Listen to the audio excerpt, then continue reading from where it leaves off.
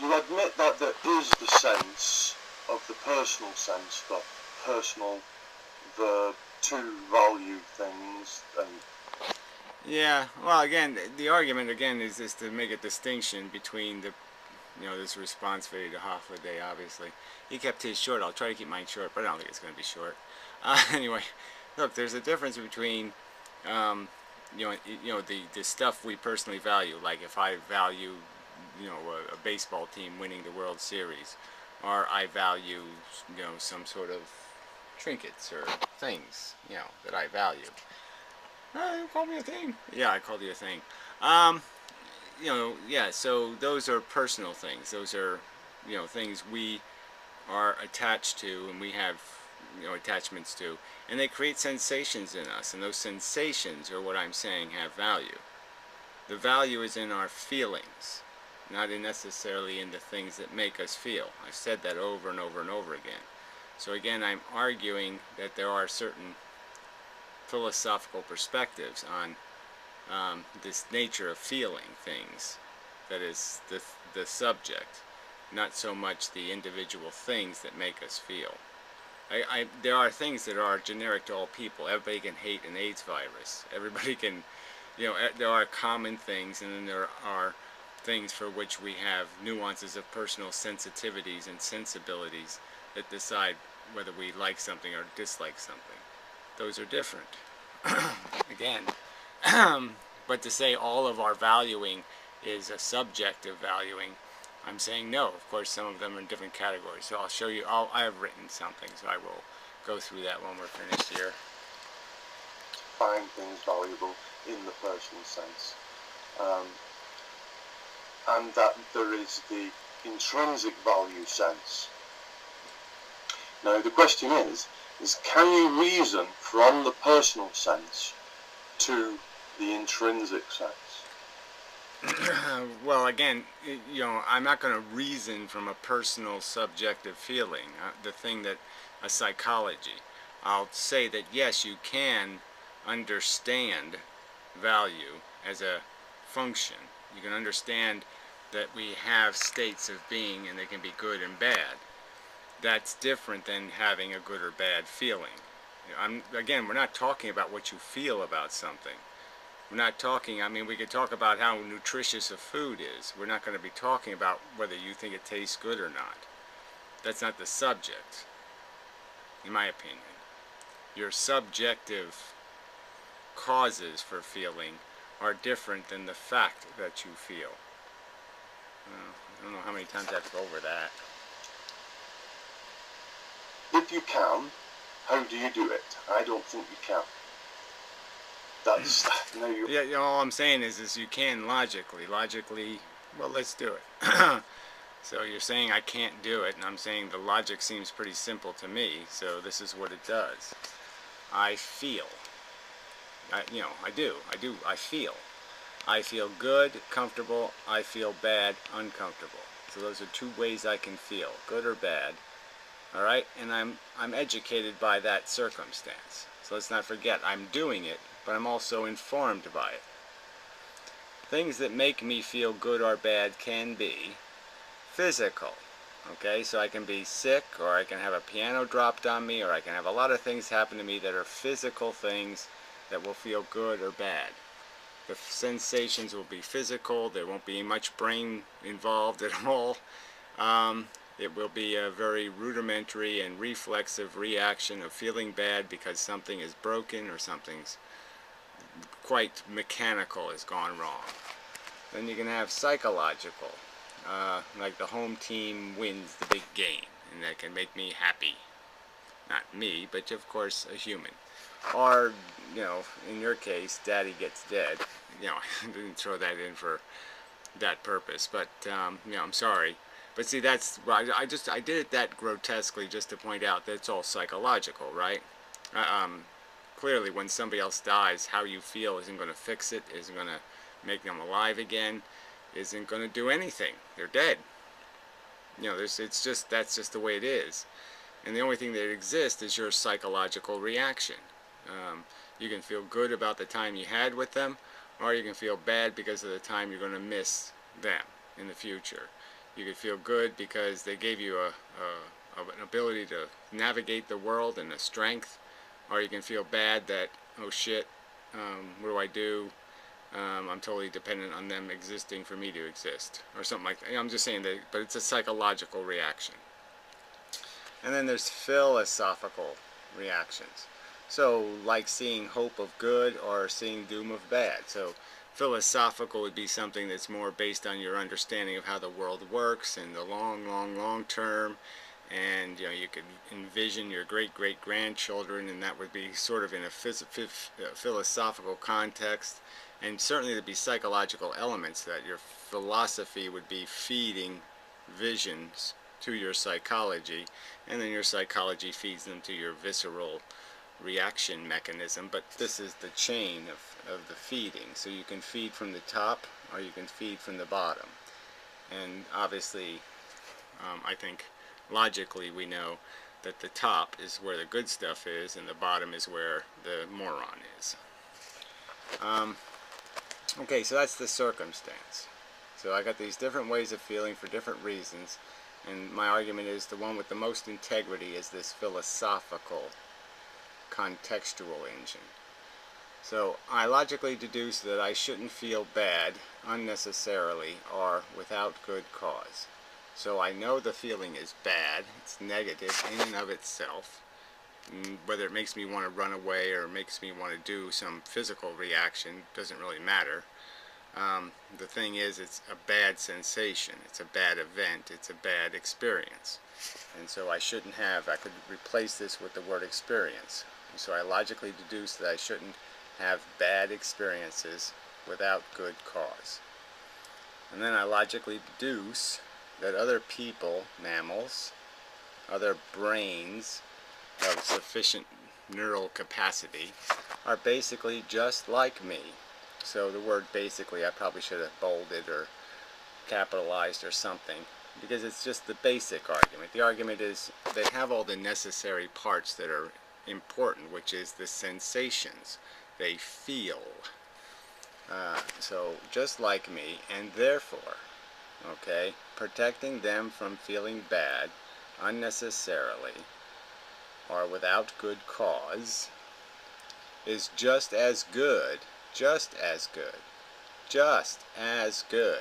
as me not feeling bad unnecessarily.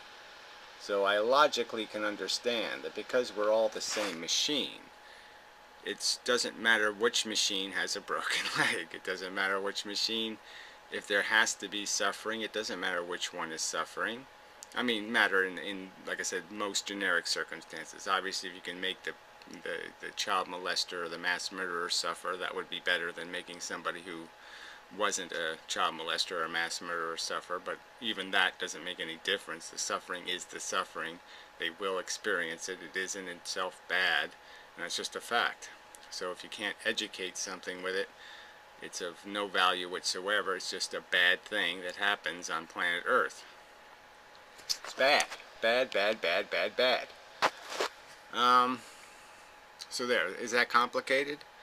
So, I don't know, I'm sorry, but I just don't see, again, we're not arguing about flavors of ice cream. We're arguing that animals will have a reaction, either positive or negative, to vanilla ice cream. They'll either like it or they'll hate it, or something in between. But that's what will happen. There'll be an experience. And it's the experience I'm saying has value. The opinion doesn't have any value. The experience has value. And then when you get to these more elaborate opinions that are more philosophical, they have legitimacy because they're logical values. These are illogical mechanisms that decide value, in the sense that they don't have any, they're not being controlled by a thoughtful disposition. Psychology and the physical, they react mechanically without any nuance, without any context, where philosophically it's a much more elaborate piece of software, and it's more likely to have gained a more complete perspective. Yeah. Okay. So Here we go back to his video, but it doesn't get any more comprehensible from here. Understand why I go on about it so much. Yeah, see, I don't understand, because I really don't understand how you can sit there and say, how do I go from personal values to intrinsic values, or objective values, or absolute value? And I'm just saying I go there quite easily, just by recognizing that the fact that I feel isn't unique in the universe. And now you might understand that in this final articulation that I understand why I go on about it so much.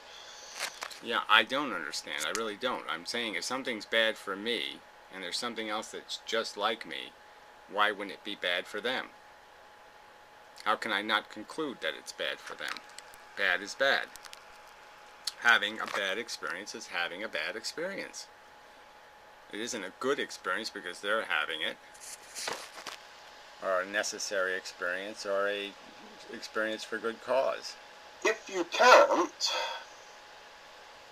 is the intrinsic value definition, because we have clear definitions, and there are definitions for the personal valuation, is it also a definition? See, well, you're going to keep calling the fact that polio creates symptoms that make me feel terrible.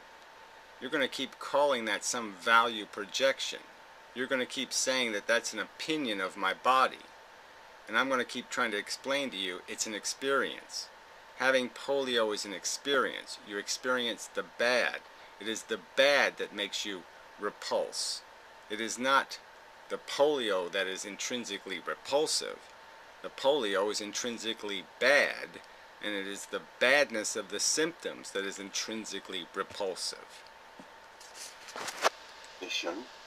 Outright of intrinsic value, or is it a thing which is also a conclusion from other factors? Again, the only conclusion, in the sense of the only elaborate or the only conclusion that I don't think is so grotesquely obvious you can't miss it, I still say it's grotesquely obvious, is the conclusion where I've said my feelings are important, where I've made the distinction between a nail in my eye and a cupcake. Now, I don't have anything for that except for the visceral feelings themselves. The feelings scream, I scream, we all scream for no frickin' goddamn nail in our eye. Sorry, I keep lens trouble.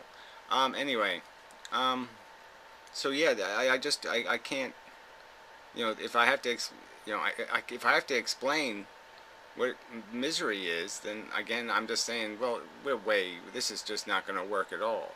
Alright, you either get it or you don't get it. I mean, I certainly know misery is not something you just let happen.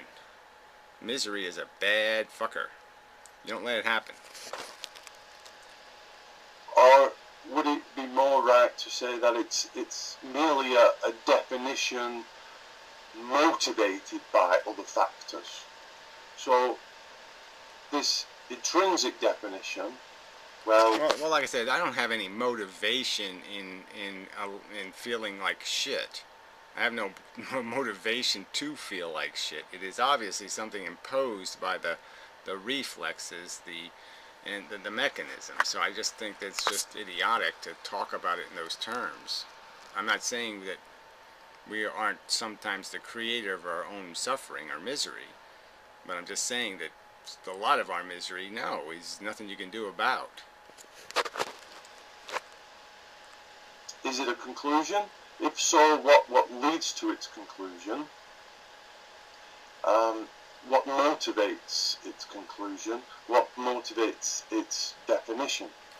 Well, again, I don't have to motivate it at all. There's no motivation. There's logic. Like I said, again, I'd have to come up with some reason to think I'm God to say that what I feel when I'm feeling bad, my bad is bad, and the other guy's bad isn't bad. I can't do that logically. That doesn't logically make any sense no matter how I twist the universe into knots. There's no way I can undo the badness of his personal experience also. his brain having experience. It can't. It exists. He experiences it. It's real. It happens.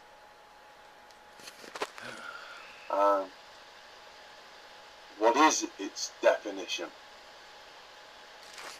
The definition is that it just doesn't matter who it's happening to. I can logically understand that.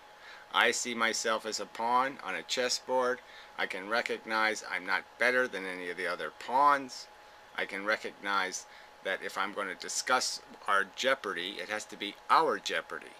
If I'm going to discuss our raw deal, it has to be our raw deal. There's no point in me talking about my circumstance because the circumstance is shared by all of us.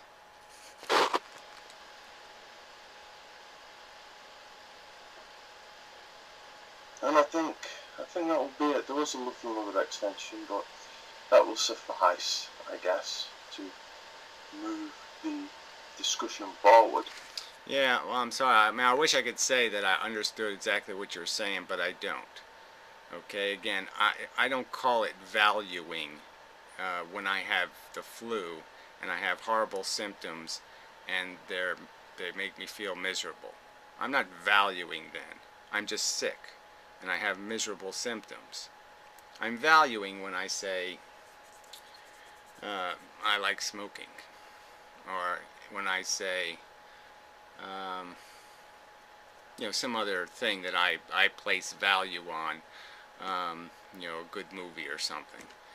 That's a subjective personal experience reason. It's a value defined by a personal psychology. The fact, though, that I have a good time smoking and a good time watching a movie is a fact. If I was having a bad time doing those things, the judgment of bad might mean nothing. The fact that I am negatively associating the thing with a negative feeling might not be legitimate. But the fact that it does cause me pain can't be undone. So somebody who reacts hysterically, to their favorite dish getting broken, you could argue that they're just causing themselves a bunch of pain over shit. You could say it's a stupid value system they have where they worry more about a plate than, important things in life. But the fact that they're in pain isn't changed. The fact that the reason why they are miserable is stupid doesn't change the fact that they are miserable. Enough. Okay. But yeah, we're just not speaking in the same language because I didn't understand. I just can't. Personally valuing is not what we're talking about. We're not talking about what we personally value. We're talking about the sensations that fall into the category of good and bad. And what is their value? What is their significance? What is the significance of the sensations in and of themselves? Thank you very much.